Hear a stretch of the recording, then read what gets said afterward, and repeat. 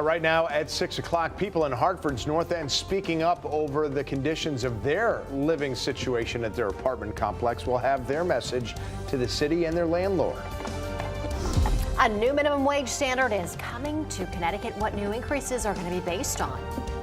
Also, parents are set to rally once again in Norwich. We'll tell you what they are calling for from the Board of Education. All local, all morning. This is Fox 61, Connecticut's news station. First at 6, the rain is back just in time for the start of the new week. Good morning. Thanks for starting your day off with us. I'm Erica Arias. And I'm Tim Lambers. Good morning to you. I know in Hartford it was raining to beat the band about an hour ago, Matt Scott. And it looks like, looking at the radar, everybody's getting something, some more than others. But at least we had a nice dry weekend. Right. You know what? Rainy days and Mondays always get you down, but not so much if you had a good weekend. Yeah, right. I think that's how the song goes. I would rather have rain on the Monday. Exactly. Yes. Good morning to you. Nice to have you along. 6:01. Let's take a look at what you need to know before you go. Showers start the week, but listen, sun comes back tomorrow, hangs out for another stretch, much like the weekend, and then we've got autumn to talk about as well. Right now we have rain to talk about and a couple pockets of some moderate to heavy activity. We'll start the tour up in over the border between Tolland and Windham County along 84 from Tolland, not quite up into Union just yet, but Eastford and Ashford seeing some rain. Also down over New Haven County, take you down to the shore. You see a couple pockets of some rather heavy rain. That will be pushing off to the north and east. So Old Saybrook, Lyme, stand by for that. Meanwhile, some moderate rainfall at the bus stop this morning. Branford, Guilford, Madison pushing northward into Durham. They're getting ready for the Durham Fair this weekend. The good news is once we get this out of the way, we'll be good to go. The bad news is I don't see that happening anytime soon. It is a wet Monday for the most part. As we go through the afternoon, you see it starts to, that last blast picks up. That's another area of low pressure before things start to clean out this evening. So temperatures not warming up much from the 60s that we have now, so mid to upper 60s, that's it, with rain that doesn't ease off until tonight. Coming up, we'll talk about what the rest of the week looks like, and we will get you an up-to-date look at the first weekend of autumn. Stand by for that coming up. Let's talk traffic. Erica, what you got? All right, 6:02, we got a quick check on the roads on I-91 in Wethersfield. Let's head outside on a Monday morning and see what we got. Let's take a live look here. We've also, looks like we're going to go out to I-91 in Wethersfield. There we go. Of course, as we're saying, wet roads out there, something to keep in mind when you head out. Looks like it's pretty good though. Yep. Moving fairly good. And also taking a live look from our storm tracker here out there on the roads, getting you an up close look. This is Route 2 in East Hartford. Looks like smooth sailing so far. All right. Well, today, Hartford residents are speaking up about what they're calling a very compromised quality of living in their North End apartment building. They told us their units have rats and mold, amongst many other issues. And the property owner has recently been selected to renovate blighted complexes in the area, a move that residents say is not the right one. Now, Fox 61's Brooke Griffin is live in Hartford with more on their complaints. Brooke, what's going on here? Well, those tenants live on a property in an apartment building on Edgewood. Now, they're speaking up today because they say they've been asked to find somewhere else to live. And that's because they say that the city served them that notice last week. But they say that they've done nothing wrong, and they have been filing reports of neglect for several years now. So just a lot really happening with this at this time. But that's where today's press conference is coming in. Jendea Scott Miller, also known as the Angel of Edgewood, is getting residents together to address the city of Hartford, Mayor Luke Bronin, and their landlord about what they say are poor living conditions.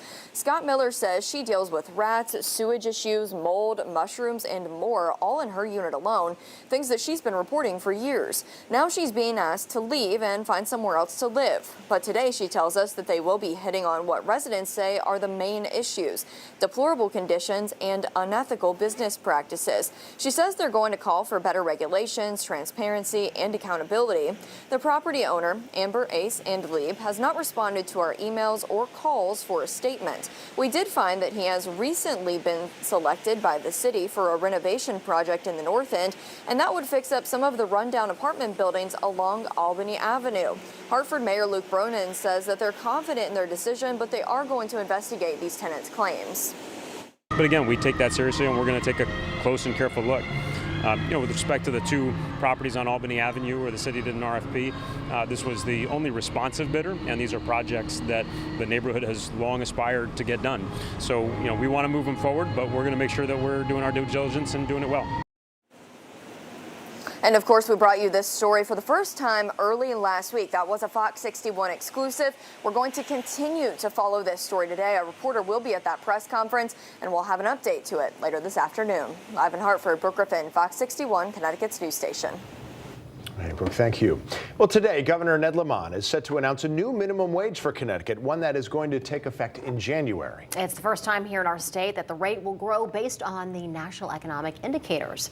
Fox 61's Angelo Barrow is joining us now with all the details on this. Angelo, good morning. Erica, Tim, good morning. The governor's office has not yet shared what that new minimum wage will be. He will announce that number at a press conference that is scheduled for this afternoon in Willimantic. Now, right now, Connecticut's minimum wage, that is $15 an hour, which took effect back in June.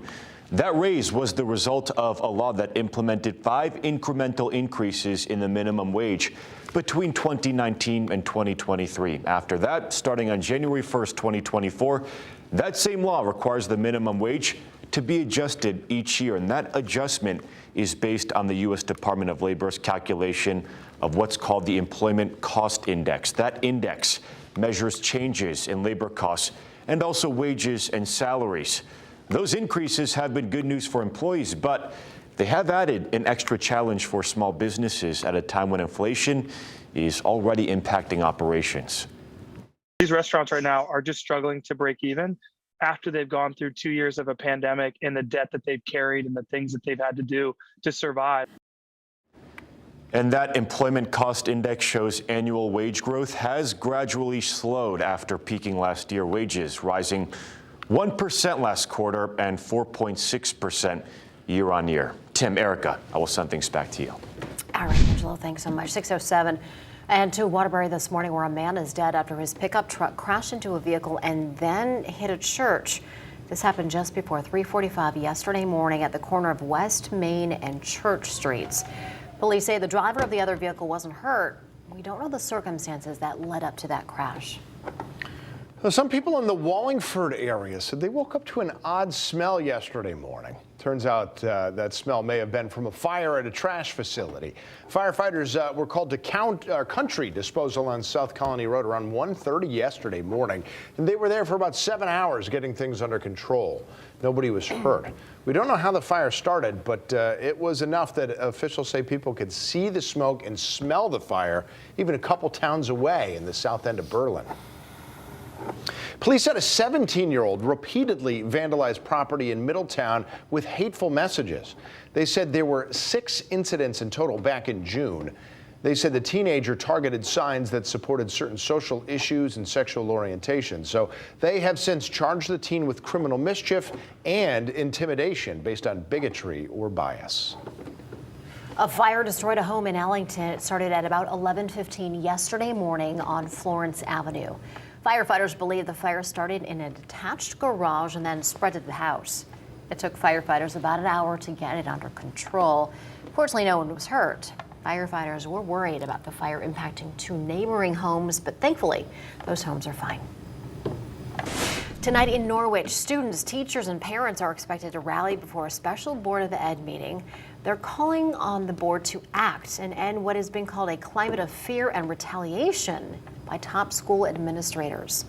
Last week, students, parents, teachers, bus drivers, cafeteria workers, custodians, and all, they rallied at the Board of Education meeting calling for action. And tonight, they're expected to wear read and carry signs to encourage a more welcoming school environment. If you're planning on running the Manchester Road Race this Thanksgiving, it is cheapest to sign up before October 1st. You see, for now, it's $32 to run. Starting next month, though, it goes up to $37 and then up to $42 on November 18th, not long before the race. And please remember, there is no same-day registration. You can register at manchesterroadrace.com.